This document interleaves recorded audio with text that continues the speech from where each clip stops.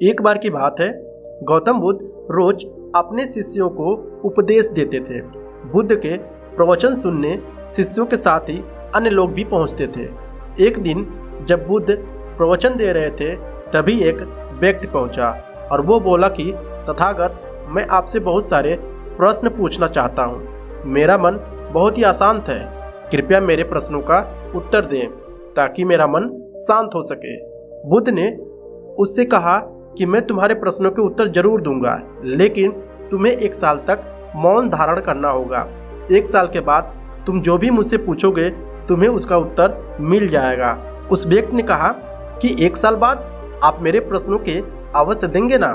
बुद्ध ने कहा कि मैं अपनी बात का पक्का हूँ, तुम्हें सारे प्रश्नों का जवाब दूंगा, लेकिन 1 साल बाद। बुद्ध की बात मानकर उस व्यक्ति ने मौन व्रत धारण कर लिया। धीरे धीरे वो मौन की वजह से उसका मन एकाग्र होने लगा, वो ध्यान में उतरने लगा, मन भी शांत होने लगा, उसके सभी प्रश्न खत्म होने लगे। 1 साल बीत गया। समय पूरा होने के बाद बुद्ध ने उस व्यक्ति से पूछा कि अब तुम अपने सभी प्रश्न मुझसे पूछ सकते हो।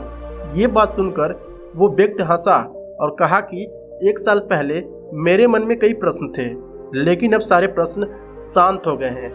अब मेरे पास आपसे पूछने के लिए कोई प्रश्न नहीं है। बुद्ध ने उस व्यक्ति से कहा कि जब तक तुम्हारा मन शांत नहीं है, मन में ढेरों प्रश्न उठते रहते हैं। उसकी वजह से परेशानियां बनती रहती है।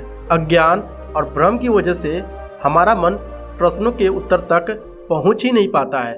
कुछ समय मौन धारण करके हम हालातों को समझेंगे तो सारे प्रश्नों के उत्तर स्वतः ही मिलने लगते हैं। मन शांत हो जाता है तो सभी प्रश्न भी खत्म हो जाते हैं। सारी चीज़ें हम आसानी से समझने लगते हैं और जीवन में सुख शांति भी मिल जाता है।